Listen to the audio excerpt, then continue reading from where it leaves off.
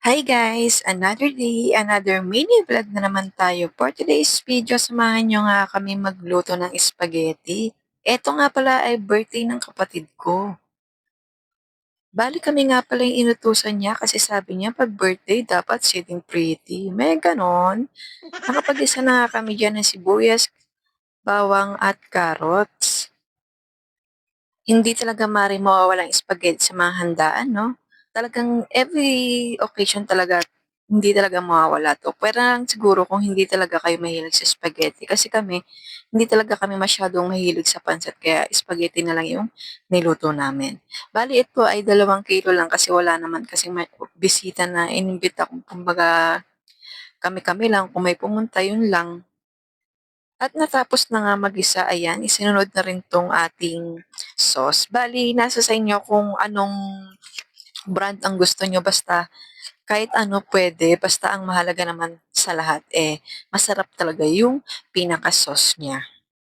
Bale ayan, halu-haluin lang natin tapos hintayin natin siyang kumulo. At pagkakulo nga yan, nilagay ko na ng 2 beef cubes tapos nilagyan ko na rin ng isang condense para talaga namang masarap na masarap ang datingan. At ayan, kumukulo na ang ating sauce. Tapos isusunod naman natin mamaya yung pasta. O, 'di ba? Yummy, yummy! Excited na ako talagang tikman 'to. At nang matapos na nga kaming lutuin yung sauce, isusunod naman natin 'tong pasta. Bale naglagay na nga ako diyan ng mantika tsaka asin kasi kailangan lagyan natin ng mantika para hindi magdikit-dikit yung sa ating pasta. At ayan, medyo kumukulo na siya, bumababa na ang ating pasta. Tas i-check natin kung okey na siya kasi pangit din naman kung masyadong lata ang ating pasta. Hintayin lang natin siya magputi ng konti tapos okey na 'to. At fast forward na nga diyan mga mare, nahango na natin ang ating pasta. Ready to serve na talaga 'to mga mare. Moment of truth na talaga 'to. Siyempre hindi mawawala na tikman natin ang ating sariling luto, charis! At kita niyo naman ang itsura, talagang tamang-tama lang siya. O, 'di ba ito na ang ating finished product. Huy! Talagang parang lasang Jollibee talaga siya. Mga mare, hindi natin palalampasin 'to, tikman na natin 'to. Nilagyan ko na nga rin pala siya ng cheese. O, 'di ba dahil mayroon pa tayong tirang cheese diyan kaya nakaabot. So, eto na nga, 'wag na nating patagalin, tikman na natin ang ating finished product. Talagang nakakatakam, takam na kayo diyan guys. Mas maganda talaga yung hindi mo talaga inahalo muna yung sauce sa pasta para matantya mo yung sauce na gusto mo.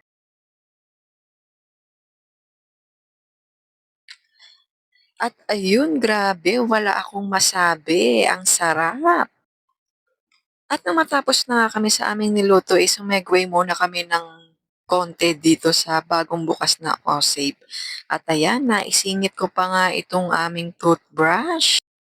Bale bumili kami ng nachos, mayonnaise at cheese kasi gagawa kami ng nachos. O 'di ba hindi halata nachos talaga ang gagawin namin. At ayan guys, nakapagbayad na kami at nabili na namin yung kakailangan namin. Pauwi na kami pero may dadaanan kami kasi balak kong tumingin dun sa area 3 dahil maghahanap ako ng cake. Bale ito talagang on the spot talaga 'to, hindi dapat talaga ako bibili ng cake pero wala kasi ako talagang regalo kaya naisip ko na lang na on the spot na maghanap dito dahil meron akong nakita rito.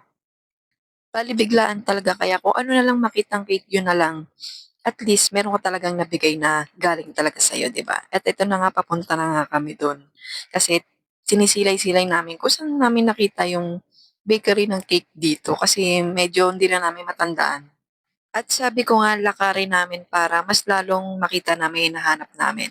At eto na nga, nakita na nga namin yung aming hinahanap. Thanks God kasi naabutan pa namin siya. Actually talagang magsasarado na sila kuya.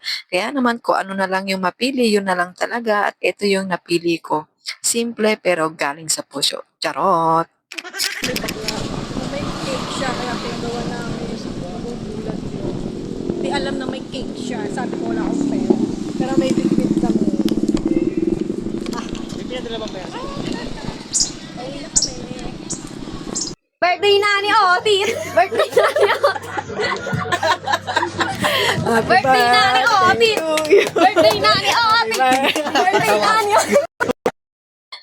At eto na nga guys, yung talagang inaasar-asar naman siya at kinakantsawan. Ayan, kung narinig nyo kanina kung paano namin siya asar-asarin.